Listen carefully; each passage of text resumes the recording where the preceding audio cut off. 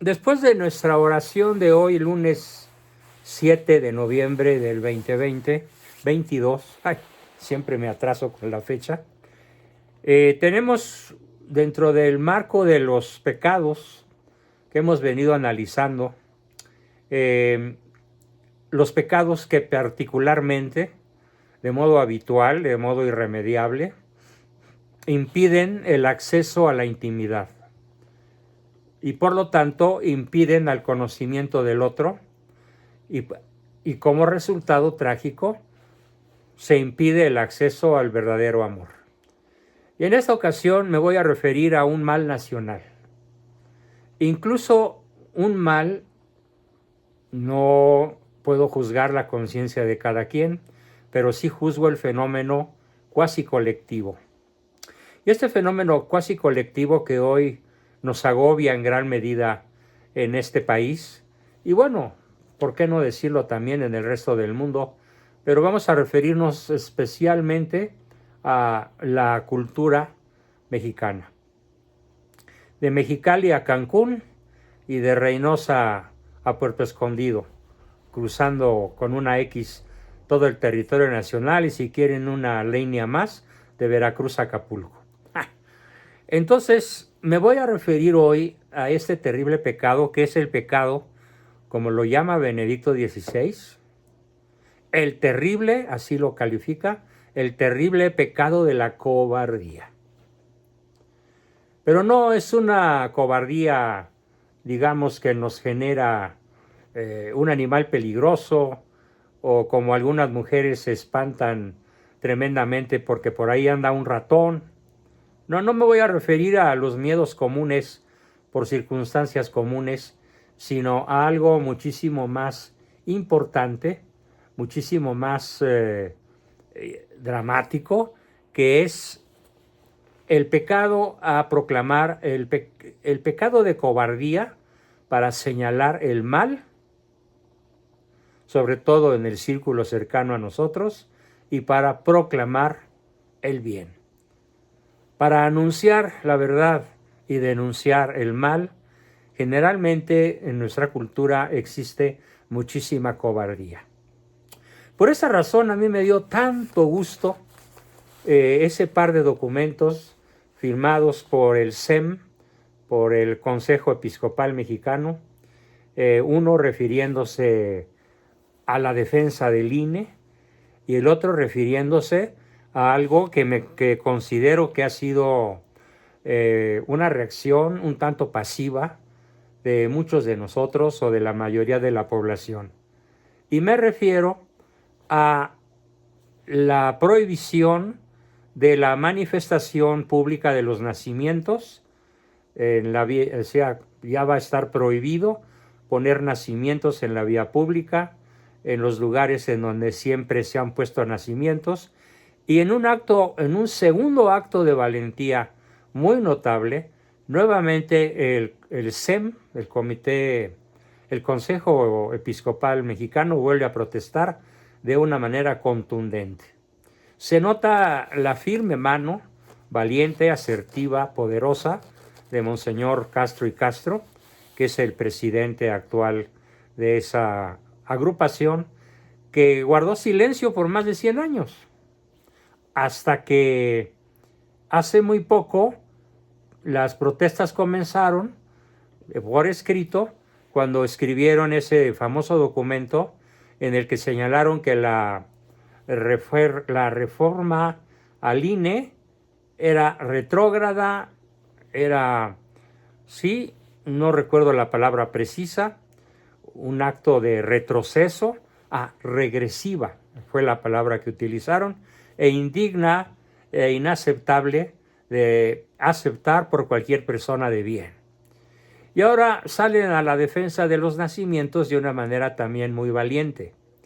Y bueno, ojalá este equipo de obispos sigan dando la muestra de valentía para señalar el mal y proclamar la verdad, como lo han hecho por primera vez en casi o más de un siglo, de una manera contundente. Así que ahora no me refiero tanto a esa crítica que he venido haciendo a veces cuando hablo de la cobardía, del silencio, de cómo es posible que no se lancen a proclamar la verdad y a denunciar el mal. Así que vivan nuestros obispos que finalmente están actuando como los pastores que todos esperábamos y que todos necesitamos. Pero es del ancho mundo mexicano el que se dé una persecución legal e irracional en contra de quienes defendemos abiertamente nuestras ideas, creencias y libertades. No es una realidad distante, está cada día más cerca en nuestra comunidad. Muchos de nosotros, por ejemplo Jaime Duarte, Mario Gallardo Mendiolea, su servidor, Bernardo Ardavín y otros grandes líderes que en estos momentos se me escapa mencionar, en cuanto nos atrevemos a subir denuncias contra la ideología de género, nos cae encima la maligna inquisición de los censores de Facebook y de las redes sociales. Yo soy ahorita uno de los castigados en diferentes frentes. Mario lo estuvo mucho tiempo y varias veces, Jaime igualmente y otros muchos líderes admirables también.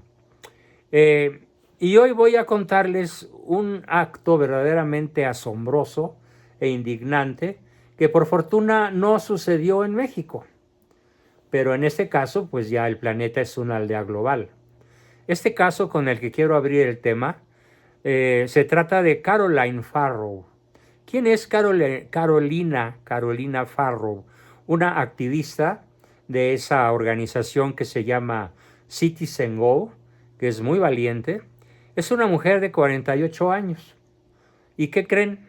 Madre de 5 hijos, casada, bien casada, a cuyo domicilio entró la policía por la fuerza en la noche del 3 de octubre, hace un poquito más de un mes de este año, ojo, sin orden judicial, cuando ella se preparaba para cenar con sus hijos y se la llevaron arrestada en frente de su esposo y sus 5 hijos.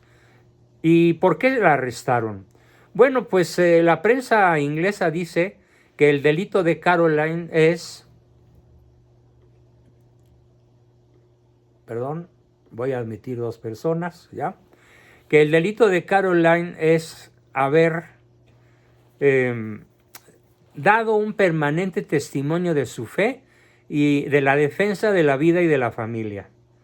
Por lo que un activista del lobby gay en Gran Bretaña la ha acosado y demandado durante varios años, hasta que finalmente las autoridades, sin juicio legal, le dieron la razón a ella y procedieron a enviarle 2 oficiales de policía del Departamento de Policía de Surrey. Surrey es un barrio londinense, y la detuvieron y sigue detenida. No ha logrado su libertad, a pesar de que inmediatamente algunos abogados católicos buscaron la manera de defenderla. Está el grupo de Citizen Go, al cual ella pertenece, está invitándonos a una manifestación frente a la Embajada de Inglaterra el próximo miércoles 9 de noviembre a las 9 de la mañana en la Embajada de Gran Bretaña, ubicada en bla bla bla bla. Les mandaré la dirección por si de manera milagrosa alguien pudiese ir. Bien, entonces, la cobardía nace del miedo. El pecado es la cobardía, no el miedo. Es natural que todos sintamos miedo. Por ejemplo, este miércoles, su servidor, junto con Mario Gallardo y con Jaime Duarte, estamos invitados a presentarnos en un lugar que prefiero no decir, ya lo anunciaré en su momento, para acudir a apoyar a la autora del libro El Rey del Cash. La entrevistadora va a ser, como siempre, se me escapa en este momento alguien que me ayude, la joven periodista que siempre entrevista en estos casos. Y sí, hay cierto miedo. De hecho, lo comentábamos hace rato Mario, Jaime y yo. Es Laisus, ¿no? Una cosa así, ¿no? ¿Perdón? ¿No es Laisus? No, Anabel Fernández. Anabel Fernández. Sí. Anabel Hernández, creo, no Fernández. Oh, Hernández, Hernández. sí. Gracias, Javier. Es ella. Y entonces, los tres comentábamos, oye, pues tenemos miedo, ¿no? Porque el PG ha mandado orden directa de cancelar ya tres lugares. El Camino Real, otro hotel en el sur de la ciudad, la librería Gandhi. Estamos esperando que en cualquier momento clausure este cuarto lugar, pero yo ya decidí que si lo clausuran, entonces yo voy a buscar a Anabel para decirle que se venga con sus libros a mi casa, ¿sí? En donde caben 40 personas, en donde, pues, aunque me den la orden de no recibirla, me voy a reír y la voy a recibir, a ver de qué artimañas me valgo, para que ella pueda presentar oficialmente un libro que ya está en la venta, pero que no ha sido oficialmente presentado. Entonces, no sé qué vaya a ocurrir el miércoles, pero hay cierto miedo. Pero entonces, ¿qué es la cobardía? En todos nosotros los que vamos a participar. ¿Qué es la cobardía? Ceder ante el miedo. Esa es la cobardía. No es tener miedo. Así como dije, el pecado no es sentir ira. El pecado es consentirla para agredir a otros, que son los que, según nosotros, han cometido alguna injusticia o nos han llevado a sentir alguna frustración. La misma Biblia tiene duras palabras contra los cobardes. ¿Sí? Voy a comenzar por establecer mi conferencia de hoy sobre los criterios éticos de pueblos de muy diferentes lugares, del pasado y del presente, que ante los cuales la Biblia mostraría una condena muy generalizada ante la cobardía. A pesar de una condena tan universal, la cobardía se ha dado y se da por motivos muy variados. Uno fácilmente visible consiste en el deseo de conservar la propia vida y los propios bienes, y así ceder ante la amenaza de algún tirano poderoso o de un delincuente agresivo. En este caso, en una misma persona se juntan los dos adjetivos, tirano poderoso y delincuente agresivo. Manuel Andrés López Obrador tiene ambas características. Otro motivo, señala la Biblia, también fácil de señalar, surge desde el anhelo de ascender, de ganar reconocimientos, de trepar en el puesto de trabajo o en cargos públicos. Y el motivo común a tantas cobardías, dicen los analistas bíblicos, suele encontrarse en el miedo. Miedo a perder, miedo a sufrir, miedo a crearse problemas, miedo a enfrentarse a los prepotentes, miedo a quedar mal, miedo a quedarse atrás. De hecho, muy tristemente, debo platicarles que 3 de los 6 fundadores de Viva Cristo Rey definitivamente ya se echaron para atrás. 2 mujeres y un sacerdote. Qué pena.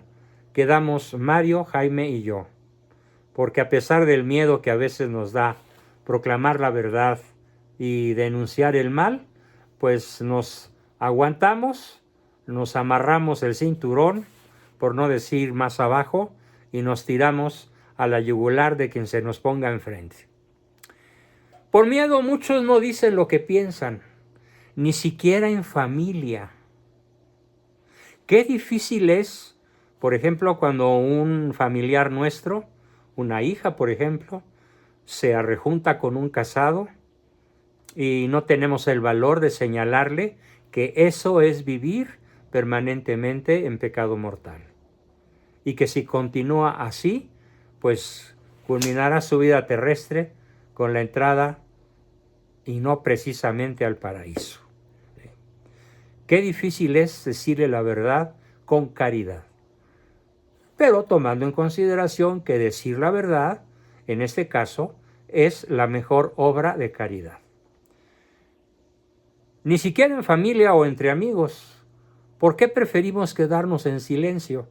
Para no quedar mal, para evitarnos represalias, para sobrevivir en el rebaño. Literalmente en el rebaño, en el montón. También por miedo a enfermarse, hay quienes dejan sus deberes para con los necesitados, incluso a costa de dañar el buen funcionamiento de la sociedad en aspectos básicos. Por miedo a los ataques de periodistas sin escrúpulos,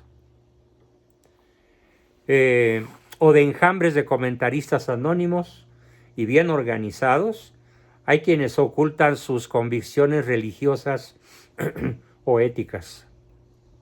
Como cuando yo fui expulsado del Consejo Rector de Frena por proclamarme católico, apostólico romano, adversario del aborto, de la ideología de género, del matrimonio gay y de todas esas lindezas luciferinas con las cuales hoy el demonio intenta controlar definitiva y totalmente la sociedad. Eso la verdad no me dio miedo, ni me da miedo enfrentar a Lozano, que sigue atacándonos a nosotros tres de una manera brutalmente feroz. Ustedes van a conocer la respuesta de Mario, la de Jaime y la mía, porque la vamos a hacer y la vamos a publicar muy pronto, para que la gente, toda la gente de buen corazón sepa a quiénes nos estamos enfrentando. Las personas que verdaderamente amamos a Cristo y estamos dispuestas a dar la vida por Él. Este miedo a los ataques de periodistas sin escrúpulos, pues es muy, muy frecuente. Hay quienes ocultan sus convicciones religiosas o éticas para no ser tachados de ultraderechistas, de fascistas, de retrógrados. Por esta razón, Gilberto Lozano aceptó en Frena masones, adversarios ideológicos, fascistas, nazis, protestantes de muchísimas denominaciones, para, según él, no verse ultraderechista, para no verse fascista, para no verse retrógrado. Soy de anchas tragaderas y vénganse todos los que quieran armar alboroto aquí. Y otros adjetivos agresivos y llenos de odio. La lista de miedos que paralizan a multitud de personas, a multitud de seres humanos y los llevan a la cobardía es mucho más larga. Basta con pensar en la cobardía de los soldados que ven avanzar hacia ellos un ejército que parece mejor armado y más valeroso.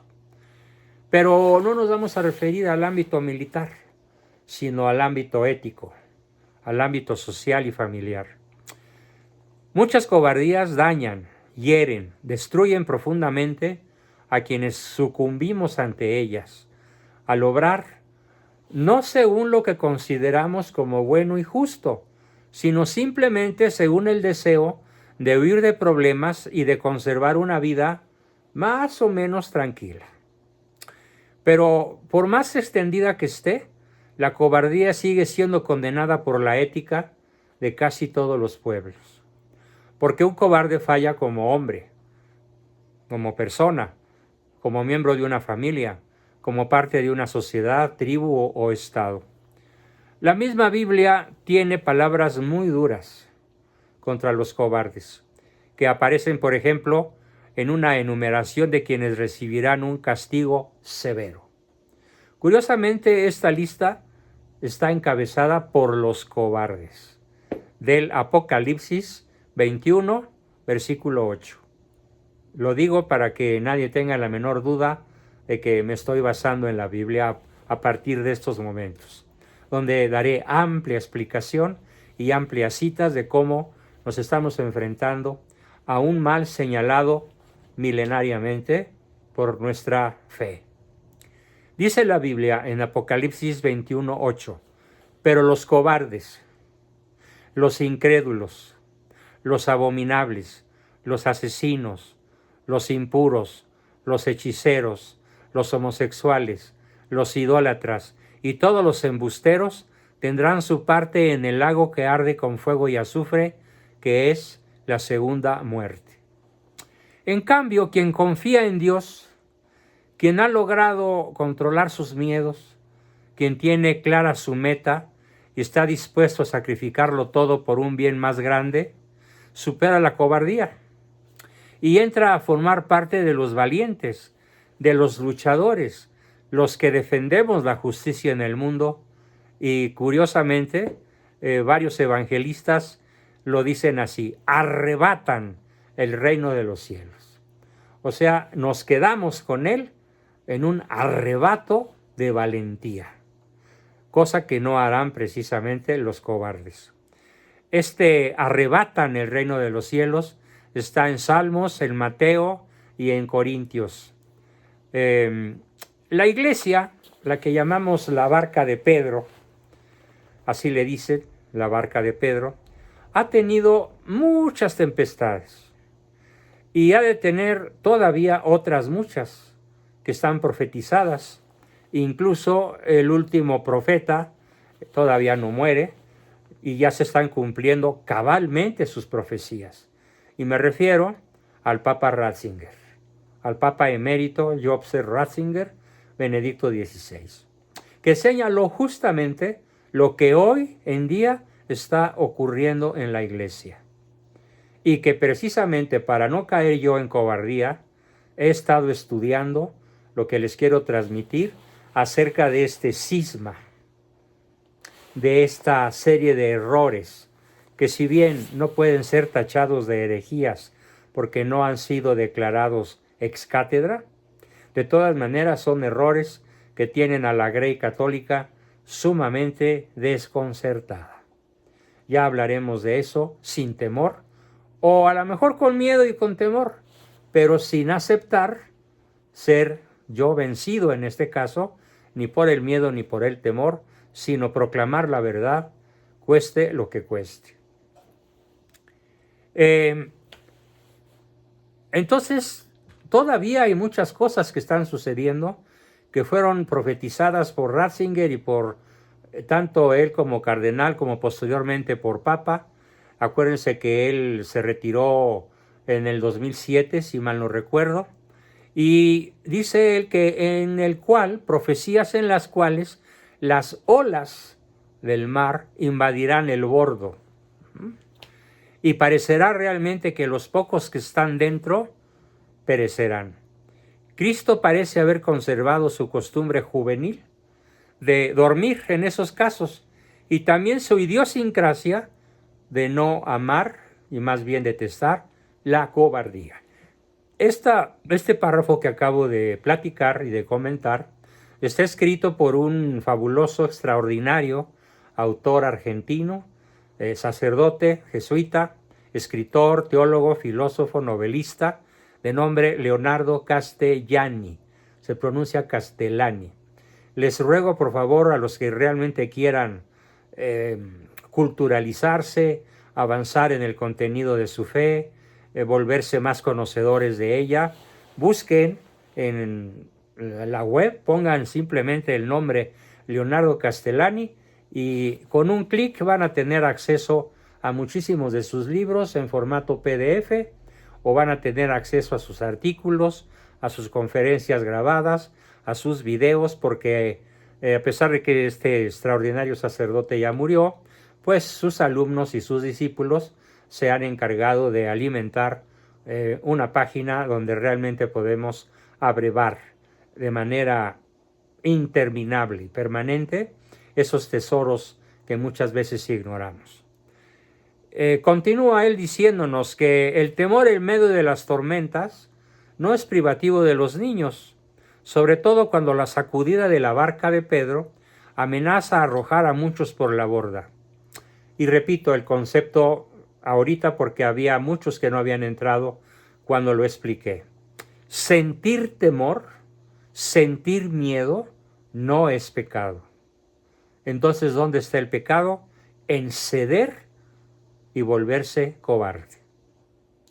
En dejarse paralizar por el miedo y caer en la cobardía. Eso es justamente el pecado. Por eso no se llama el pecado del temor o el pecado del miedo, no, se llama el pecado de la cobardía. Habitualmente, algunos pecadores se escudan en pretendidas virtudes para justificar cierta actitud pecaminosa, y por eso es tan recomendable pedir siempre al Señor que nos ayude a rectificar la intención y a clarificar la conciencia. Así también el cobarde no siempre se reconoce como tal. Aquí me voy a ir muy despacito para que lo puedan ir calculando. El cobarde no siempre se reconoce, sino que trata de convencerse de que en realidad es prudente. Ay, no le digo a mi hija tal cosa porque soy prudente. Falso. Eres cobarde. Cuando no avanza, cuando no es asertivo, cuando no se lanza hacia adelante en la conquista del bien y señalando el error, dice que es tolerante. Ajá. Ah, no, perdón, me equivoqué. Es prudente cuando no avanza. Es tolerante cuando no resiste la agresión injusta, incluso perpetrada contra otros u otro. Porque la agresión injusta hay que resistirla, activamente, valientemente, opuesto al miedo, opuesto al temor, para no caer en la cobardía. Señalamos cuando alguien es injustamente tratado, o muchos son injustamente tratados, y aunque no nos toque a nosotros, no es tolerante el que se queda callado, es cobarde. También dice el cobarde que es humilde. Dice, no, lo que pasa es que soy humilde cuando somete de buena gana sus principios al príncipe de este mundo, al gobernante en turno. Así sea un simple presidente municipal, un gobernador estatal, o un jefe de la policía, o un periodista, o un jefe en el trabajo, o lo peor aún, al disque señor presidente. No es humilde cuando somete de buena gana sus principios. Es cobarde. Se autonombra pacífico cuando establece componendas con el enemigo. Lo que pasa es que yo no soy de pleitos. Lo que pasa es que no me gusta pelear. Lo que pasa es que no me gusta perder amigos. Bueno, pues te olvidas de la frase favorita de Benedicto XVI, cuando dijo que hay que pelear por el bien y la verdad, la belleza y la unidad, aunque, así lo dijo literalmente, volvamos a quedar únicamente 12. Bueno, yo puse en los comentarios 11 porque uno de ellos fue Judas, ¿no? Ni siquiera se completó la docena. Dice que es pacífico cuando establece pues componendas con el enemigo. ¿Mera cuestión de terminología? No. Es cuestión de fe y de amor a Cristo crucificado, señala Ratzinger. Así que nada de que soy prudente, soy tolerante, soy humilde, soy pacífico, pamplinas. Eres cobarde. Porque no actúas por amor a Cristo, actúas por sometimiento al príncipe de este mundo, aunque sea un principito de esos que se monta en un ladrillo y se cree el rey de la creación, aunque sí sea el rey del cash, por supuesto. Me gustaría a continuación presentar, hice un resumen, como en una cadena, el enlace de 3 autores, que son Santo Tomás de Aquino, el conocidísimo con el nombre de Doctor Angélico, y 2 sacerdotes católicos de toda mi admiración, que nos vienen muy bien para detenernos a pensar en la raíz y en las consecuencias de este pecado tan poquito meditado, tan escasamente predicado. A ver, ¿alguno de ustedes ha escuchado alguna vez alguna homilía contra la cobardía en su parroquia? Creo que no. Por eso digo, No, nadie recuerda. Es de lo que menos se habla hoy, de la necesidad de que el cristiano sea audaz, intrépido, arrojado, valeroso, como finalmente lo están siendo nuestros obispos al enfrentar al tirano, línea por línea y sonándole en la jeta las palabras contundentes que ya comentamos. Eres un retrógrada, estás retrocediendo, estás haciendo algo que la gente de bien no haría. Bueno, entonces esta intrepidez es la que yo quisiera que todos tuviéramos, para que en esta época, en donde el mal se llama bien y el bien se llama mal, podamos adquirir la virtud opuesta a la cobardía, de la cual hablaremos en unos minutos más.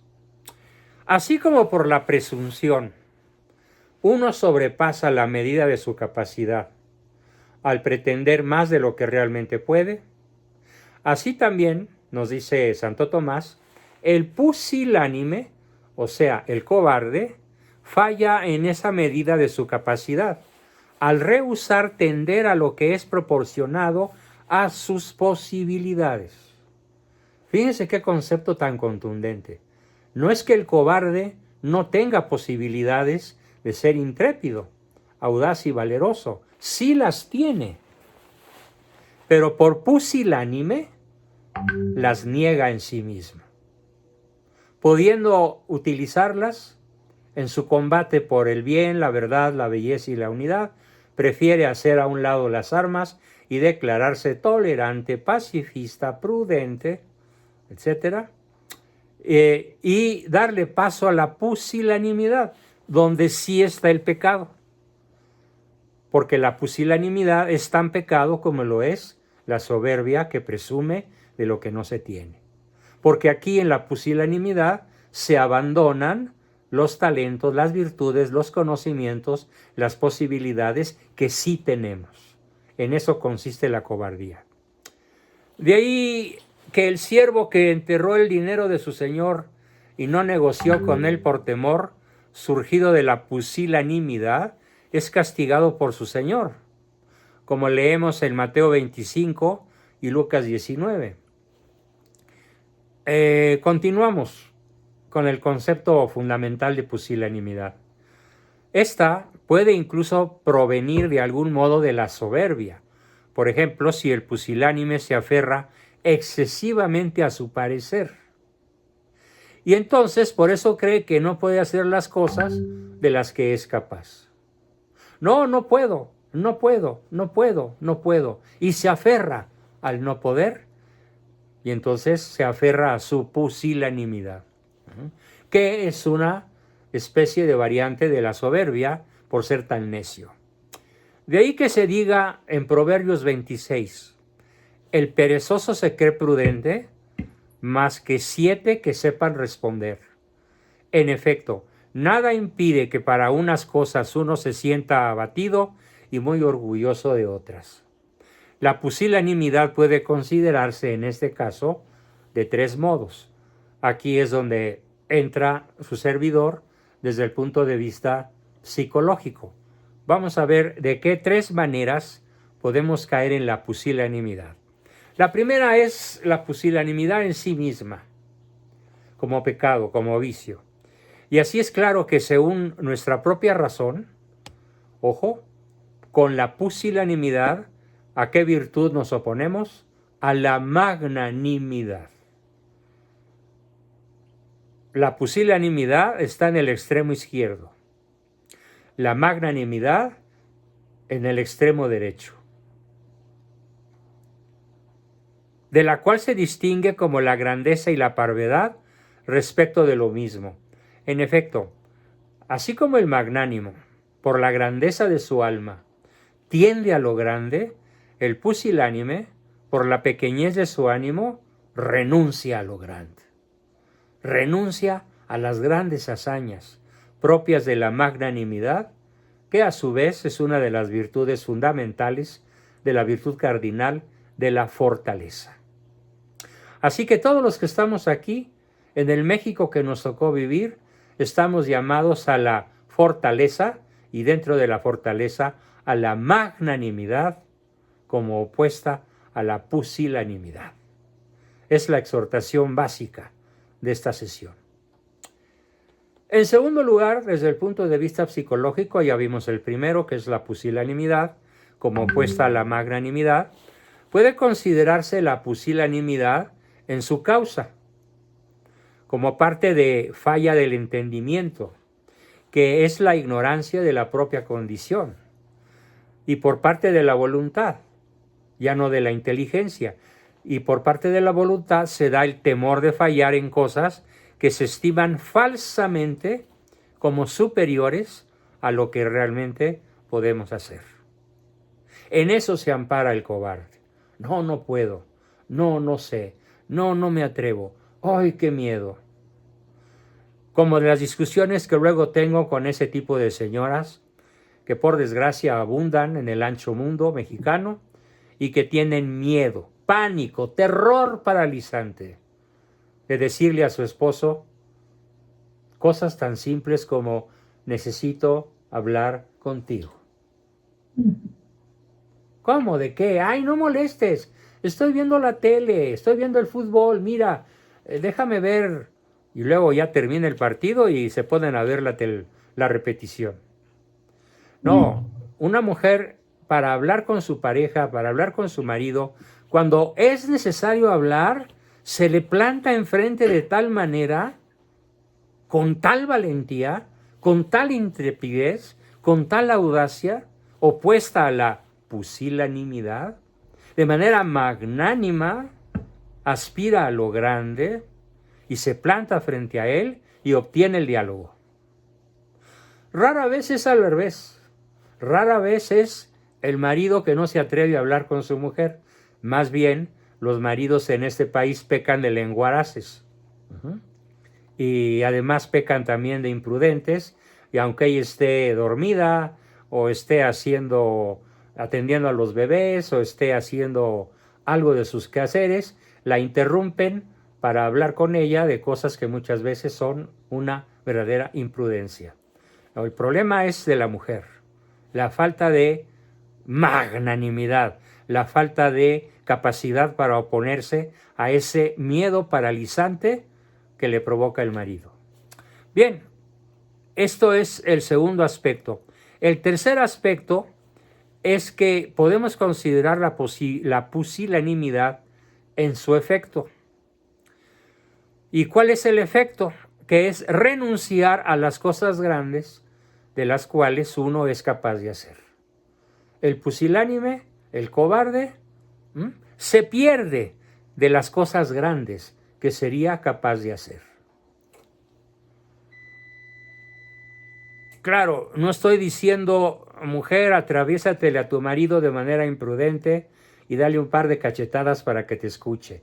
No. Hay que saber pedir con asertividad, con claridad, con contundencia, y si realmente en esos momentos el diálogo por alguna razón física es imposible, bueno, se pospone, pero no se abandona.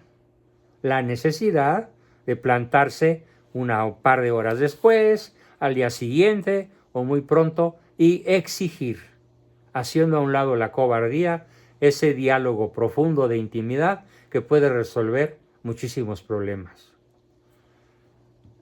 Bien, la pusilanimidad nos platica el padre Castellani, que es el sacerdote del cual me voy a basar, o más bien dicho, me estoy basando para esta charla. La pusilanimidad, según su propia especie, es un pecado más grave que la presunción. ¿Sí? ¿Por qué? Porque en ella, en la pusilanimidad, el hombre se aparta del bien, lo cual es lo peor que puede hacer. Y por eso la Biblia señala, y los grandes autores mencionados señalan, el terrible pecado de la cobardía, porque el hombre se aparta del bien por su cobardía. El padre Castellani, con su gracejo habitual, habla directamente de la cobardía centrándose en otro pasaje evangélico que viene muy a propósito. Hay una tormenta tal en el mar de Tiberíades que las olas invaden la cubierta de la barca de los pescadores y Jesucristo duerme. Claro, él sabía lo que iba a suceder. Él sabía que ellos gritan: sálvanos, Señor, que perecemos. Como si no supieran quién estaba ahí. Se dejaron llevar por la cobardía. Bueno, el miedo se transportó a la cobardía. Y entonces lo despiertan: sálvanos. Cuando hubieran podido resistir en vez de ceder a la cobardía. Esa manera de Cristo de probar a la gente, ¿sí?,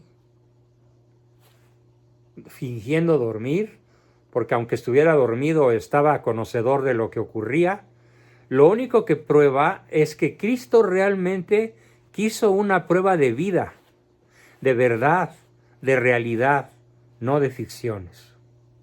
Y en esa prueba, todos los que iban con él en la barca, pues fallaron. Claro, tuvieron otra oportunidad. También Pedro falló y se volvió brutalmente pusilánime al negarla a su maestro 3 veces antes de que el gallo cantara. Y el gallo cantó y San Pedro no dejó de llorar de tristeza, dolor y arrepentimiento, dice la Biblia, el resto de su vida. Hasta que pidió ser crucificado de cabeza por considerar que no merecía ser crucificado derechito como lo había sido su maestro. Tampoco es verdad que Dios le haya prohibido a Eva el fruto del árbol del mal saber, así lo califica Castellani, no el árbol de la ciencia del bien y del mal, sino el árbol del mal saber, ¿sí? Me encantó este concepto de Castellani que nunca le había leído. Se le prohibió porque simplemente ese fruto, el fruto no era comerse una manzana prohibida, el fruto era el resultado de hacer ella sus propias leyes, como, pongo un ejemplo, ahora las hace el Peje y ahora las hace la Claudia Sheinbaum y todos los abortistas que legislan ese mal saber que, como nos dice el padre Castellani, Dios le prohibió a Eva hacer lo que ahora hacen estos tarambanas porque lo que hacen no le convenía ni a ella ni a nadie. Dios no hace pavadas. O, bueno, imagínense la palabra en mexicano que también comienza con P, pero suena distinto, ¿no? Dios no hace pavadas. Pero hay gente que tiene inclinación a atribuirle a Dios las pavadas propias. Firma Leonardo Castellani. Y continúa platicándonos este gran sacerdote. Jesucristo es muy notable. Duerme de día en medio de una tormenta y de noche deja la cama y se sube a una colina para orar hasta el amanecer. A Cristo no lo despiertan el bramar del viento, el golpe del agua, el grito de los marinos, pero sí lo despierta un gemido en la noche o una mujer hemorroísa que le toca el vestido. Solo un niño o un animal pueden dormir en esas condiciones en que los 3 evangelistas dicen que Cristo realmente dormía. No, no dormía. Estaba probando. Muchos hombres de naturaleza privilegiada y robusta podrían dormir cuando ellos lo quieren. Sí. Dormir bien es una característica de un hombre sano. Bueno, de un ser humano sano. Pero el caso es que Cristo dormía y los discípulos lo despertaron, diciéndole algo que está contado de modo diferente en los 3 evangelistas, pero que finalmente coinciden en que San Mateo es el que más lo exclama, el que más lo dice, que estaba ahí. Mateo estaba ahí y nos platica qué fue lo que dijeron. Señor, sálvanos que perecemos. Cada uno lo dijo y lo gritó lo mejor que pudo. Y lo que les dijo Cristo, y en esto concuerdan los 3 relatores concuerdan en que Cristo les dijo cobardes. ¿Sí? La Vulgata Latina lo traduce así, modice fidei. ¿Qué significa modice fidei? Modice fidei significa hombres de poca fe. Pero Cristo en griego o en arameo les dijo cobardes. Un hombre que grita cuando hace agua su lancha en una tempestad en el mar de Galilea, que son breves tempestades pero violentas, suponiendo incluso que haya gritado un poco de más. Pregunta el padre Castellani, ¿es un cobarde? Bueno, tal vez desde un punto de vista humano no lo sea, pero para Cristo sí. Y se los dice, cobardes, porque a Jesucristo no le gustan los cobardes.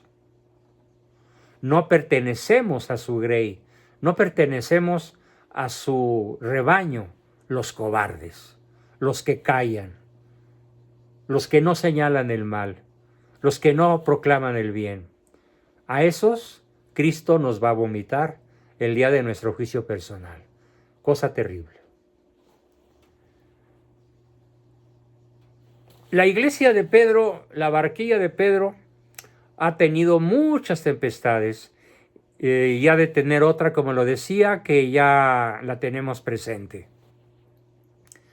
Ahora yo me pregunto, ¿es pecado la cobardía, como ya lo dije? Sí, es un grave pecado y en algunos casos es un pecado muy grave. Los apóstoles tenían una manera de predicar que yo no usaría otra más que la que ellos usaron. Pero claro, a muchos de nosotros se nos ha impedido decirlo así. Nos castigan de modo brutal e instantáneo. ¿Cómo predicaban los apóstoles? A ver, aquí va un sermón típico de San Pablo. Ninguno de estos entrará en el reino de los cielos. Basta, dice San Pablo. No os engañéis, hermanos, que ni los idólatras, ni los ladrones, ni los avaros, ni los homosexuales... la traducción literal es muy fea. Dice ni los perros. Porque perros, de manera sarcástica, se les llamaba a los maricones, a los homosexuales. Y así sigue un largo rato diciendo quiénes no entrarán al reino de los cielos. Pero ¿cómo comenzó? No os engañéis, hermanos. No os engañéis, hermanos. Porque estos y estos y estos y estos y estos no entrarán al reino de los cielos. Bueno, hoy en día habría que predicar así, sencillamente. Pero ¿qué nos pasa si predicamos así? Pues en cierta forma nos cortan, nos suprimen, nos eliminan, nos bloquean, se tapan las orejas, nos mandan al diablo y aparentemente rompemos un diálogo. Sin embargo, yo creo que podemos decir lo mismo, tal vez no de una manera tan norteña, por así decirlo, tan lenguaraz, por así decirlo, como lo señaló San Pablo. Pero de todas maneras,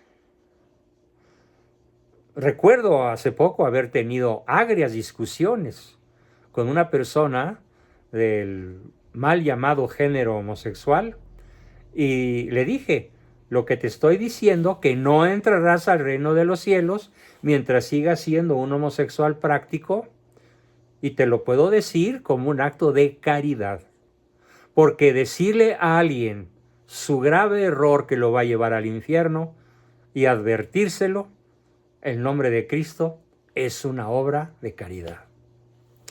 Pero ¿cuántos en el mundo lo entienden? Yo creo que 1 de cada 1000.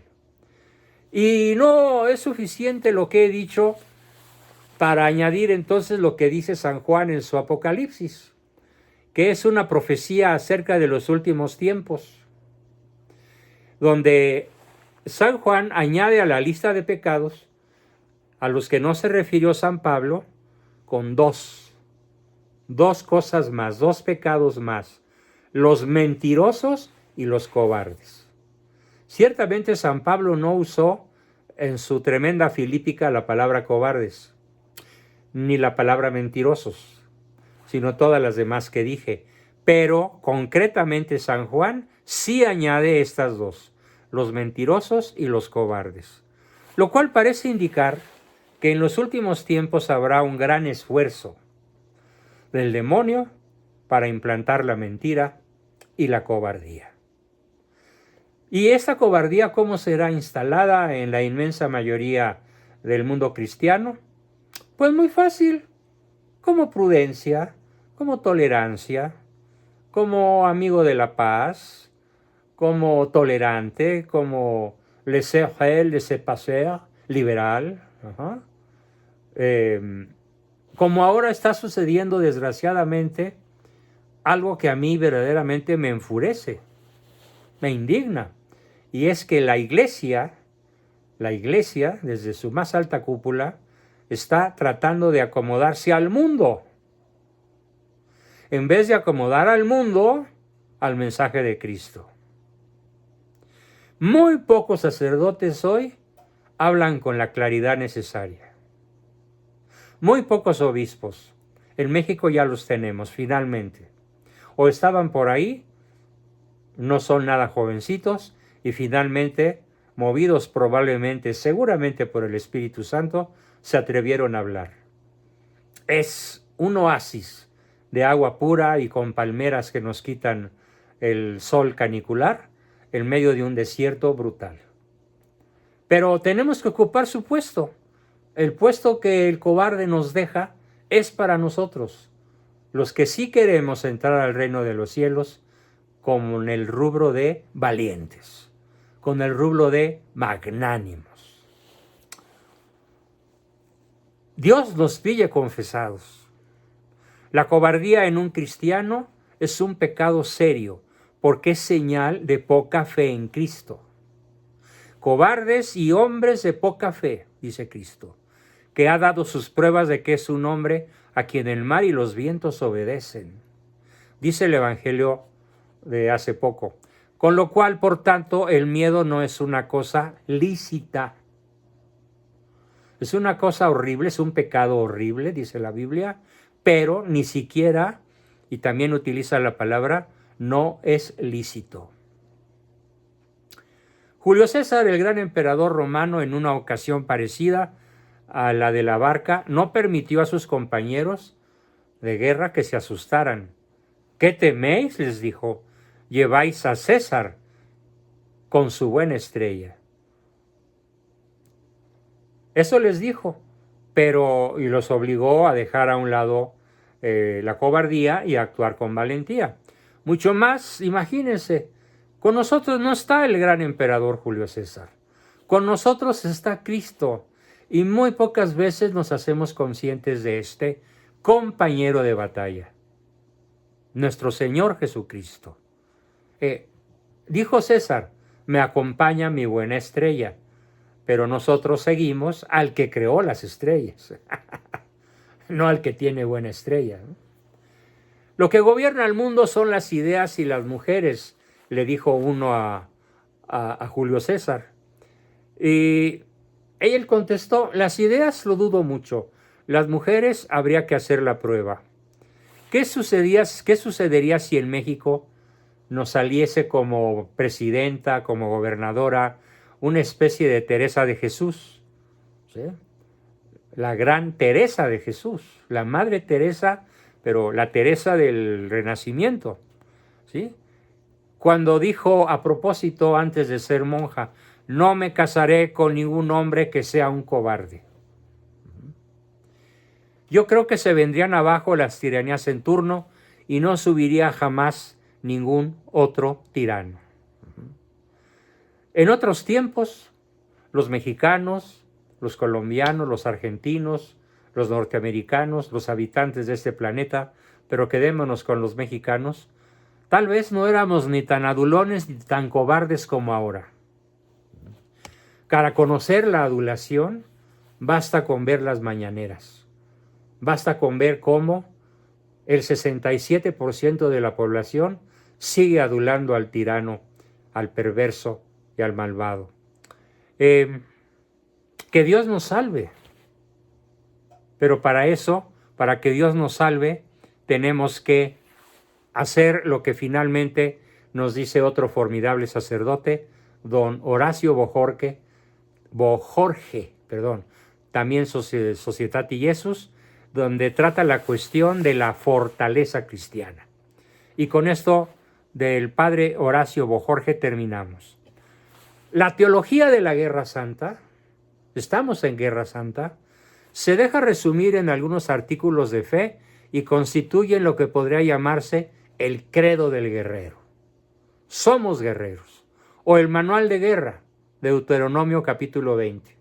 La guerra santa es tan santa como un acto de culto en el templo. La guerra era considerada santa porque la convocaba el Señor y enviaba a ella por medio de sus sacerdotes y levitas. Ellos exhortaban, ellos organizaban y enviaban las tropas al combate. Era la guerra, en esas guerras Dios lideraba las huestes de Israel, las salvaba de la mano de sus enemigos y las llevaba a la victoria mediante su presencia y asistencia salvíficas. La teología de la Guerra Santa se expresa mediante lo que los exégetas han dado en llamar las fórmulas. Y termino con la principal fórmula de todas. Dice así: en primer lugar, el primer mandamiento del guerrero de Dios es: no temáis. No temáis. Palabras que fueron repetidas por San Juan Pablo II en su momento oportuno. Desde el no temas, María, que le dice el ángel San Gabriel, siguiendo por los no temas de Jesús en el Evangelio, han de verse iluminados los guerreros, como nosotros, por este mandato de no temer, como opuesto, el no temer, como opuesto a la cobardía. Bien, pues con esto terminamos con el primer mandamiento del guerrero de Dios, que es: no temáis. No ceder al miedo para no caer en la cobardía al anunciar el bien, la verdad y la belleza y la unidad, y denunciar el mal que ya nos ahoga. Bien, terminamos así y comenzamos, como siempre, nuestra sesión de participación de todos ustedes. Tenemos ya una mano levantada, adelante ya.